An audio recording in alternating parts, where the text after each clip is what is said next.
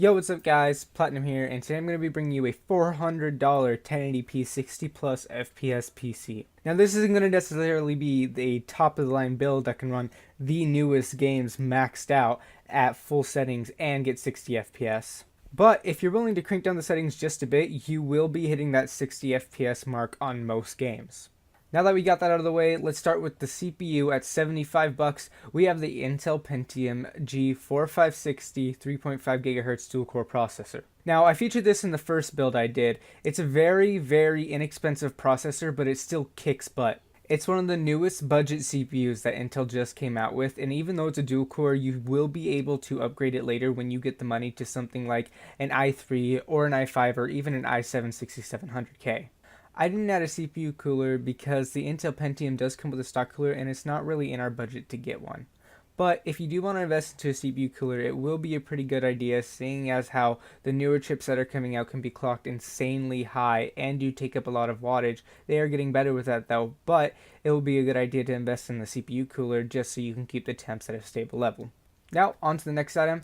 Coming in at $47, the motherboard I chose was the ASRock H110M HDS Micro ATX motherboard. I went with a Micro ATX motherboard because even though it can only take up to 32 gigabytes of RAM, this is a budget build and it's about half the price of any full to mid-size motherboard you will find out on the market. If you want to upgrade your motherboard later on, it'll be pretty easy. All you have to do is buy a new one, take your parts out, and put it in that. Also, since this is a DDR4 motherboard, you are going to be getting the better RAM out of this. Now speaking of that, I went with the $44 Crucial 8GB 1-stick DDR4 2133 memory. 8 GB is just enough for these days games, and if you want to upgrade later, all you have to do is buy a new stick and pop it into the motherboard.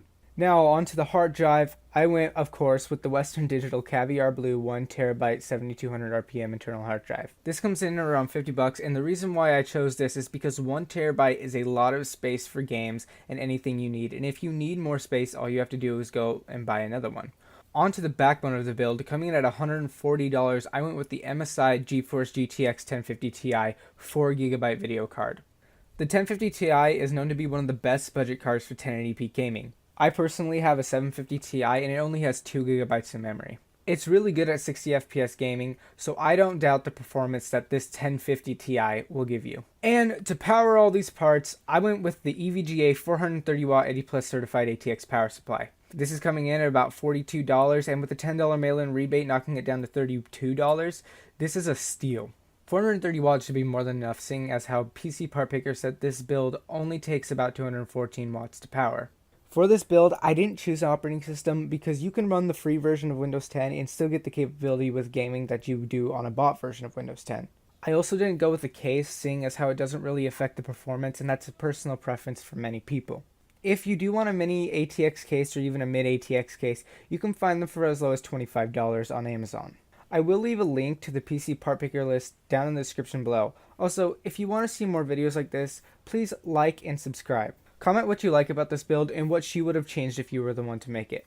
If every single person watching this video would subscribe to my channel, it would help my channel grow exponentially. I'll be pumping out new videos every week. Once my channel gets bigger, I'll see if I can go up to 2 to 3 videos a week. Also, I hope you guys enjoyed the audio upgrade. I bought a power adapter and there's a mic coming in tomorrow to make the audio even better. So that's it for this video. Please like and subscribe for more, and I'll see you all next week. Peace.